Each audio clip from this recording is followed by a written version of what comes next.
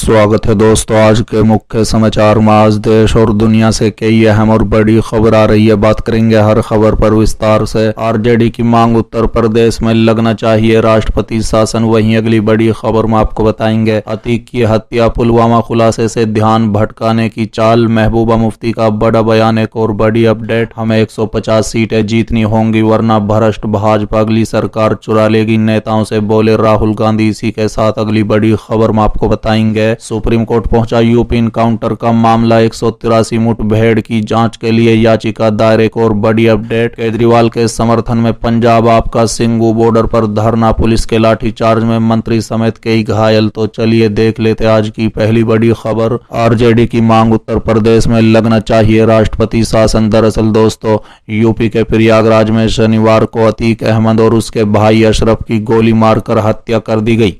Police के सुरक्षा घेरे में मीडिया के सामने हुए हत्याकांड की चर्चा पूरे देश में हो रही है। बता दें, विभिन्न राजनीतिक दलों के नेता इस घटना पर अपनी प्रतिक्रिया दे रहे हैं। इसी बीच बिहार में सत्ताधारी गठबंधन की शामिल पार्टी आरजेडी ने मांग की कि उत्तर प्रदेश में राष्ट्रपति शासन लगना चाहिए। राष्ट्रीय जनता दल के नेता शिवानंद तिवारी ने अतीक अशरफ हत्याकांड पर कहा कि ये संविधान, कानून व्यवस्था और लोकतंत्र का इनकाउंटर है। उत्तर प्रदेश की कानून व्यवस्था का हाल देखते हुए यहां पर राष्ट्रपति शासन लगना चाहिए। वहीं आरजेडी की सहयोगी पार्टी जनता दल यूनाइटेड के नेता नीरज कुमार ने कहा है कि ये उत्तर प्रदेश का मसला है, यूपी सरकार को ही इसका जवाब देना चाहिए। उन्होंने कहा है कि इस हत्याकांड के बाद यूपी सरकार पर कई सवाल खड़े हो रहे हैं। राजस्थान के मुख्यमंत्री अशोक गहलोत ने अतीक अशरफ की हत्या पर कहा कि आज पूरा देश देख रहा है कि यूपी में क्या हो रहा है। जो वहां हो रहा है ऐसा किसी के साथ भी हो सकता है। अगर ऐसी घटनाएं होती रही तो यूपी में कानून व्यवस्था का राज नहीं रहेगा।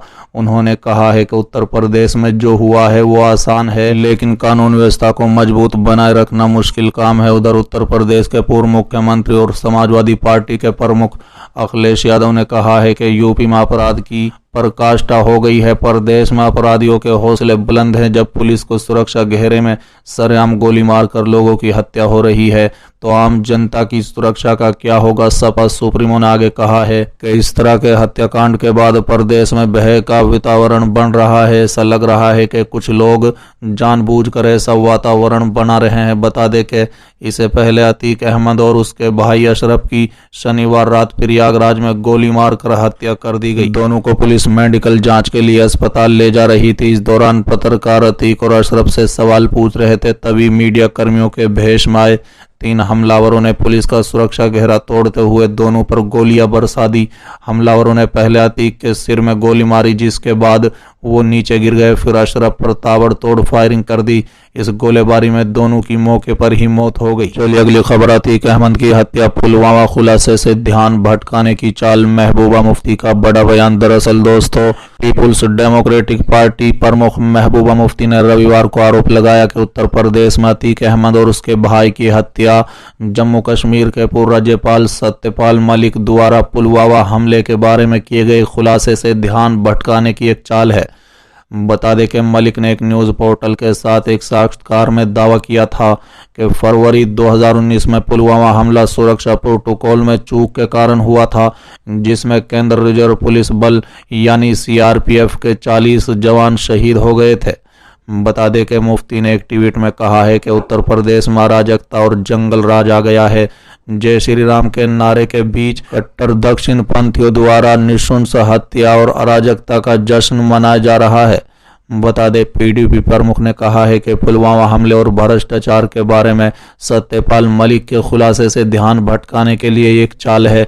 उत्तर प्रदेश के प्रयागराज में अतीक अहमद और उसके भाई अशरफ अहमद की शनिवार रात 3 हमलावरों ने उस समय गोली मारकर हत्या कर दी जब पुलिस दोनों को चिकित्सा जांच के लिए मेडिकल कॉलेज ले जा रही थी। चलिए अगली खबर, हमें 150 सीटें जीतनी होंगी वरना भ्रष्ट भाजपा अगली सरकार चुरा लेगी, नेताओं से बोले राहुल गांधी। दरअसल दोस्तों, कर्नाटक की 224 सीटों वाली विधानसभा के लिए 10 मई को मतदान होना है। ऐसे में सभी सियासी पार्टियां जोर शोर से प्रचार में जुट गई हैं। इसी बीच कांग्रेस नेता राहुल गांधी ने रविवार को दावा किया कि कर्नाटक में कांग्रेस के पक्ष में मजबूत लहर है। हालांकि उन्होंने अपने नेताओं से ये सुनिश्चित करने के लिए कहा है कि पार्टी कम से कम 150 सीटें जीते ताकि भ्रष्ट भाजपा अगली सरकार को न चुरा सके। उन्होंने सभी को ये भी याद दिलाया कि पार्टी के लोगों का कर्तव्य है कि नफरत, हिंसा और देश के संस्थानों पर हमलों के बीच आरएसएस और भाजपा से भारत के विचार की रक्षा करे। कांग्रेस नेता दिल्ली लौटने से पहले कोलार, बेंगलुरु और बीदर में कई कार्यक्रम में भाग लेने के लिए 2 दिवसीय कार्यक्रम में कर्नाटक पहुंचे। बता दें, इंदिरा गांधी भवन का उद्घाटन करने के बाद गांधी ने कहा है कि हम में से ज्यादातर लोग जानते हैं कि नफरत और हिंसा संस्थानों पर हमले के मामले में भाजपा देश के साथ क्या कर रही है।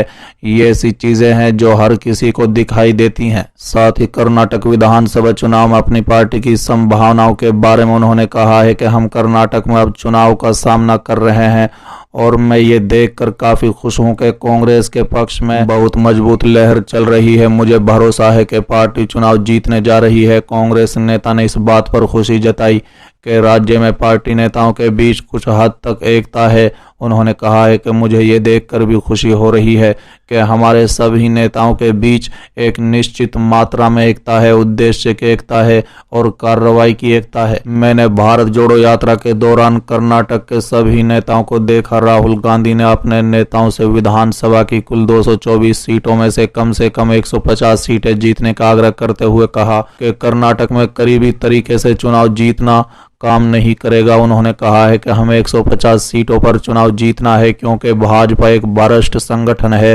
भाजपा के पास कर्नाटक के लोगों से चुराई गई बड़ी राशि है और वो अगली सरकार को भी चुराने का प्रयास करेगी। चलिए अगली खबर। केजरीवाल के समर्थन में पंजाब आपका सिंघू बॉर्डर पर धरना, पुलिस के लाठीचार्ज में मंत्री समेत कई घायल। दरअसल दोस्तों, अरविंद केजरीवाल के समर्थन में दिल्ली जा रहे पंजाब के मंत्रियों, विधायक और कार्यकर्ताओं को दिल्ली पुलिस ने सिंघू बॉर्डर पर रोक लिया और उन्हें आगे बढ़ने से रोकने के लिए लाठीचार्ज किया। बता दें, इस दौरान पंजाब के स्वास्थ्य मंत्री डॉक्टर बलबीर सिंह समेत आम आदमी पार्टी के कई कार्यकर्ता बुरी तरह जख्मी भी हो गए। बता दें कि मंत्री बलबीर सिंह और घायल कार्यकर्ताओं को राजा हरीशचंद्र अस्पताल नरेला में भर्ती कराया गया। बता दें, पुलिस लाठीचार्ज में मंत्री और वर्करों के घायल होने के रोष स्वरूप पंजाब के मंत्री और विधायक कार्यकर्ताओं के साथ सड़क पर ही बैठ गए और उन्होंने भाजपा सरकार के खिलाफ नारेबाजी की। पंजाब के मंत्री बरहम शंकर चिंपा ने बताया कि हमें सिंघू बॉर्डर पर दिल्ली पुलिस ने रोका, हमारे वॉलंटियर्स के सिर पर लाठियां मारी गई। इस समय से